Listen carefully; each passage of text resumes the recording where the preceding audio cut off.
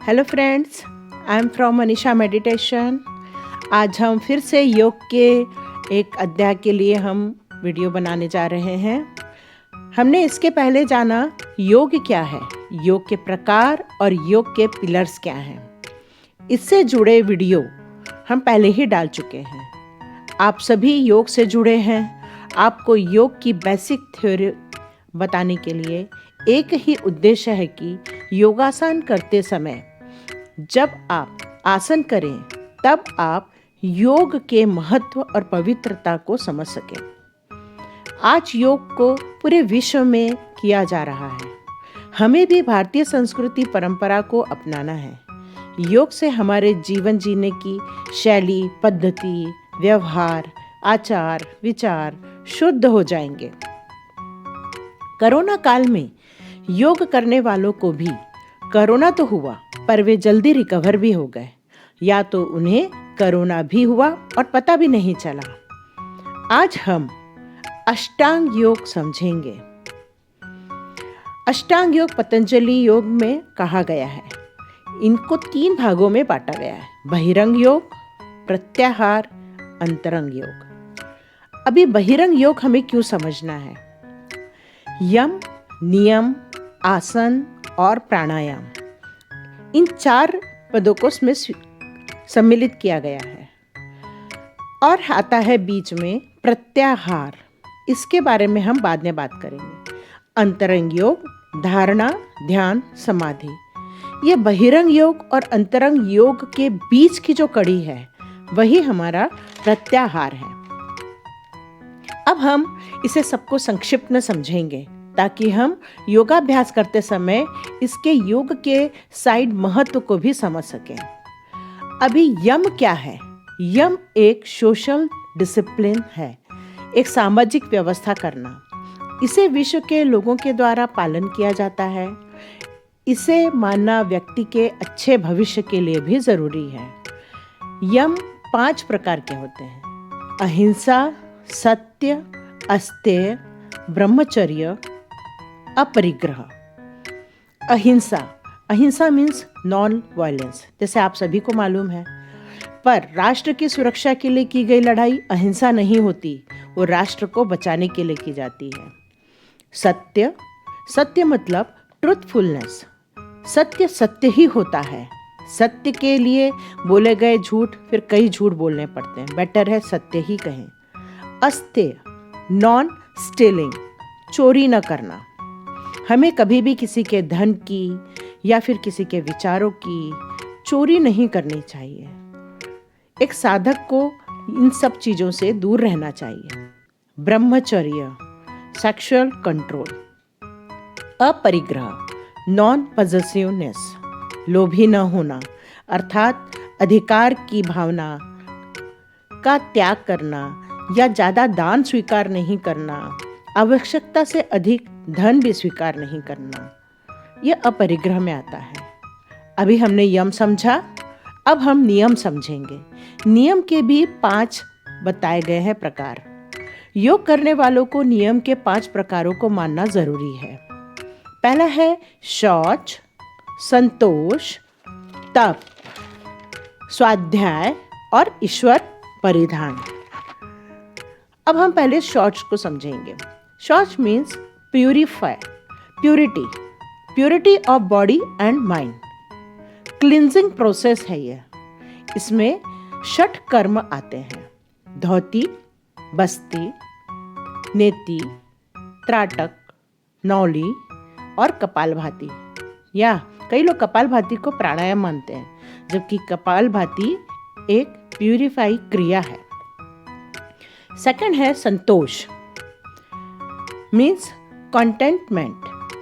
हमें सीखना होगा कि कैसे हम अलग परिस्थिति में अपना व्यवहार संतुलन और व्यवस्थित रख सकें। Learn to control our minds and react to different circumstances. हमेशा अपने आप से कहें वेरी नाइस। जो होता है अच्छा होता है, अच्छे के लिए होता है। तो हमेशा आपको संतोष बना रहेगा और उस परिस्थिति को सुधार करने के लिए नए विचार भी आएंगे और अपने कार्य आप कर सकेंगे। फिर आता है तप, सेल्फ डिसिप्लिन। जैसे फास्टिंग की जाती है, जो योग करते हैं वो फास्टिंग भी करते हैं। अपने आप को तपाना मीन्स अपने आप को जितना आप जुझाएंगे उतना ही आपका विल पावर स्ट्रांग होगा, आप इमोशनली स्ट्रांग होंगे। फोर्थ है स्वाध्याय मीन्स सेल्फ स्टडी, स्वयं के अभ्यास से अपने आप को इम्प्रूव करना। स्वयं का अभ्यास लेना ये लंबे समय तक करना होता है। इससे आप अपने नज़रिए, एटीट्यूड, थॉट्स और अपनी वाचा में सुधार ला सकते हैं। फिर फिफ्थ है ईश्वर परिधान। ईश्वर परिधान में मीन्स सरेंडर टू गॉड। योग का उद्देश्य आत्मा का परमात्मा से मिलन है, अर्थात मन की, विचारों की शुद्धि होने पर ही आप ईश्वर शक्ति को प्राप्त होते हैं। हमारा पहला यम हो गया, दूसरा नियम हो गया, अब थर्ड है आसन। आसन is a study and the comfortable posture. आसानी से कर सके वही आसन है। यदि आपकी बॉडी स्टिफ है तो आप उतना ही मूवमेंट दें बॉडी को जितनी आपकी बॉडी अलाउ करती है। आप जबरदस्ती आसन में पोजीशन लेने की कोशिश न करें। धीरे धीरे मसल्स रिलैक्स हो जाएंगे और ऑटोमेटिक आप राइट पोस्चर ले पाएंगे, क्योंकि आसन से एनर्जी प्राप्त होती है, ऑक्सीजन लेवल मेंटेन होता है, हार्ट रेट नॉर्मल आ जाता है, बीपी, शुगर आदि ऐसी कई बीमारियां हैं जो आप इससे ठीक कर सकते हैं। फोर्थ है प्राणायाम। प्राण प्लस आयाम। प्राण का अर्थ होता है एनर्जी, आयाम का होता है कंट्रोल या सोर्सेस। प्राणायाम भी एक साइंस है, ब्रीदिंग पैटर्न, जिसे सांस लेने, उसको होल्ड करना और ब्रीद आउट करना, ये एक निश्चित प्रक्रिया है और इसको हर प्राणायाम की अलग अलग कैटेगरी में अलग अलग ढंग से किया जाता है, जिसे समझना बहुत ज़रूरी है। और आप प्राणायाम करते समय हमेशा एक पोजीशन में स्थिर बैठें।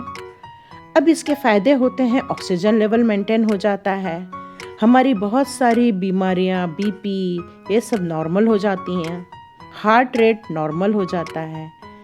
ये सबसे ज़्यादा प्राणायाम इफेक्ट करता है हमारे मेंटल, इमोशनल और इंटेलेक्चुअल लेवल को सही ढंग से मेंटेन करता है। अब फिफ्थ आता है प्रत्याहार, जो ये अभी हमने जो 4 देखे थे, यम, नियम, आसन, प्राणायाम, ये बहिरंग योग है। अब आता है बीच में प्रत्याहार।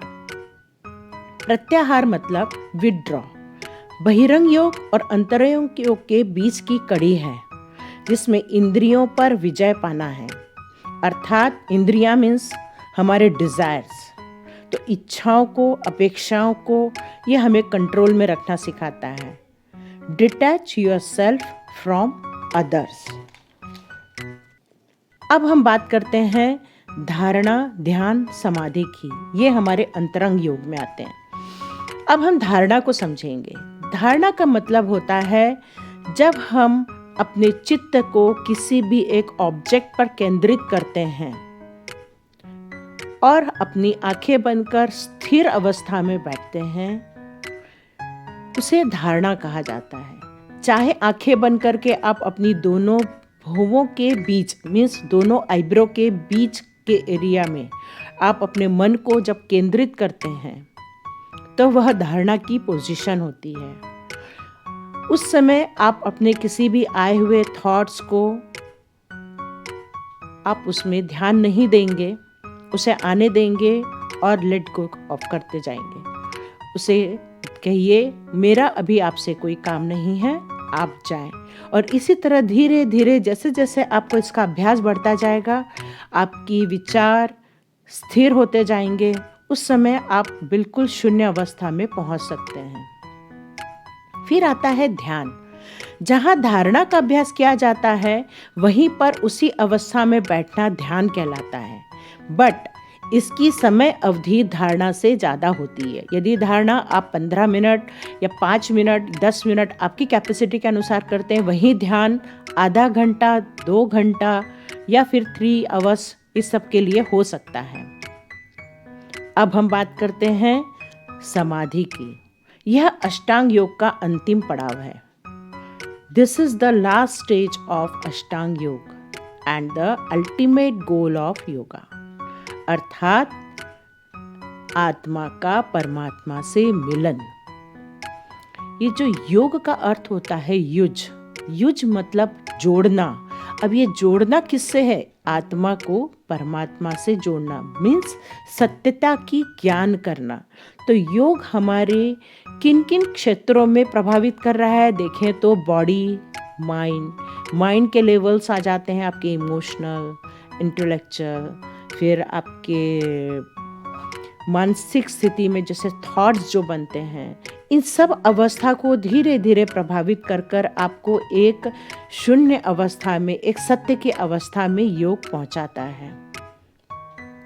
जो आप रोज योग करते हैं तो आप पाएंगे कि आप किस अवस्था में पहुंच गए हैं। आप अपने आप को स्वाध्याय कीजिए, आप अपना अध्ययन कीजिए और योग को ज़्यादा से ज़्यादा शिथिल अवस्था में, ज़्यादा से ज़्यादा शांत अवस्था में, मतलब अपने विचारों पर ज़्यादा उस समय ध्यान न देते हुए, अपने कामों पर ज़्यादा ध्यान न देते हुए, सिर्फ योग और योग के पोस्चर को एंजॉय करते हुए ही आप योग करें, तभी आप इसका सबसे ज़्यादा उपयोग कर सकते हैं, आप सबसे ज़्यादा इसका लाभ पा सकते हैं।